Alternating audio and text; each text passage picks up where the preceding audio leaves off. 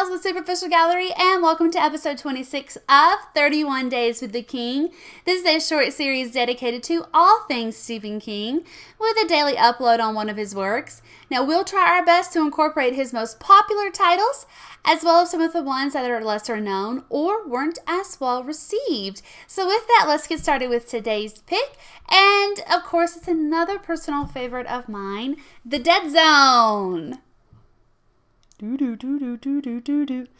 the Twilight Zone, the Dead Zone. Okay, so you might have noticed that I've been doing a lot of King's earlier novels lately, and to be honest, there is madness behind the strategy there. I love everything Stephen King, honestly, even the ones that, like I mentioned in, before the video, even the ones that weren't as well received, I still found something in every one of his novels to truly enjoy, but his earlier works are seriously some of my favorite things to read even to this day, and The Dead Zone is one of those for me. I've read it so many times, listened to it on Audible. If you've been following along with the series, you know that I like to do both, and we'll get into this a little later, but there's a film adaptation and a miniseries on this, of which I was fans of both. So with that, let's get started with The Dead Zone. So, The Dead Zone. Wow, there's a lot to unpack here. As always, I'll keep it as spoiler-free as possible because if you have not checked out this book, I highly suggest you do it because it really is one of his best novels that he put out, in my humble opinion. So, the story is about Johnny Smith. As a child, he's injured, okay? He hits his head while he's ice skating and really doesn't think much about it. He gets a knot on his head, but it doesn't really seem to affect him. A little bit of something supernatural happens after he bumps his head, and again, I'll leave that for you to read because it's really spooky in my opinion. So we fast forward a few years where Johnny is now in his adulthood. He's a teacher. Life's going great for him. He's got a new girlfriend named Sarah. They go to like a little county fair. And things just really couldn't be going better for Johnny when he has a very terrible car accident and he is in a coma for 4.5 years. Now, a lot changes obviously during the 4.5 years that he's in the coma.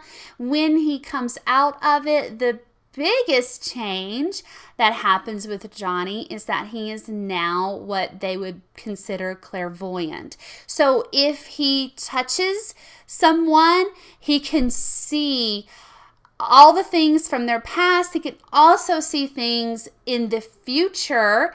And this actually becomes sort of a great burden on Johnny. He's not really thrilled that he has this super psychic ability now, and I guess who can blame him, because a lot of people start coming to him wanting him to help them solve mysteries, things like that. Now, we do get introduced to, and this is going to sound crazy, but my favorite serial killer from the Stephen King universe, Frank Dodd.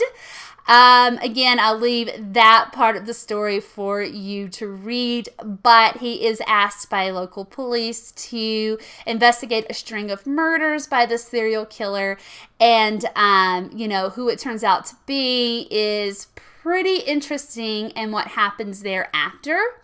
Now, things kind of start to settle down a little bit for Johnny. He kind of comes into, this newfound ability that he has. He starts to live his life again. In the meantime of this happening, there is a person named George that is quickly coming up in the world. He's not a good guy. That's the biggest spoiler that I guess I'll give you in this book. And when Johnny meets him he can see some pretty terrible things on the horizon with George. So things obviously pick up from there. The whole story to me is so cohesive, so amazingly written. It's got real life trauma, okay? Very heavy on the supernatural with the clairvoyance aspect, and a lot of horror in this novel. And so, as I've pretty much outlined in a lot of my King reviews so far during this series, those are kind of the three main tropes that we pick up in a lot of Stephen King's works. And for that, I am grateful, because if it ain't broke, don't fix it. It's working great. Now, The Dead Zone was made into a film adaptation. One of the adaptations that I absolutely love. It stars Christopher Walken as Johnny Smith, and to me, for the time that it was made, it is a truly, truly great take on the novel. They stay fairly close to the source material, and for that I'm appreciative, because nothing makes me happier than when you actually take the source material and make a really good adaptation out of it. Now, I also mentioned at the top of the episode that this was made into a miniseries, and that was really good on its own as well. I believe it was Anthony Michael Hall that played Johnny in that miniseries. Now, they took a few liberties in that. They changed a few things.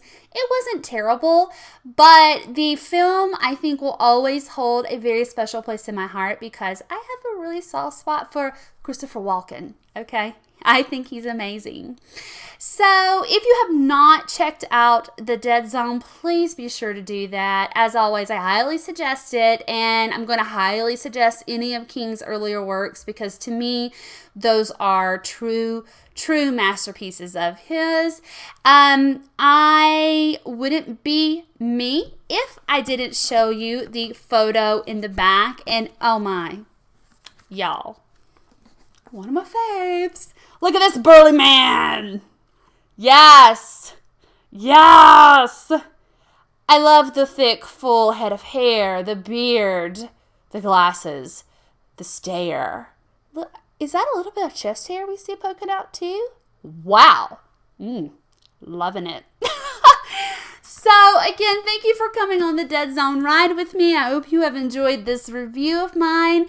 Please be sure to subscribe to Superficial Gallery. Click the bell to get notified when new content is published. We would love to hear from you, so please like the video, comment below if you have read the novel or seen the film adaptation, or even seen the miniseries. I'd love to hear your thoughts on that. We are taking requests. I've done a few so far this month, and thank you to those who wrote in with a special request. I've had the opportunity to review a few novels that I did not initially intend on doing so, and that was very fun for me. So if you have something of your own that you would like to see covered that has not been done already, you can comment that below as well, or tweet me at MellsBells84. I would be happy to include it. And as always, I will be back to haunt y'all tomorrow with another episode. Bye. Aww.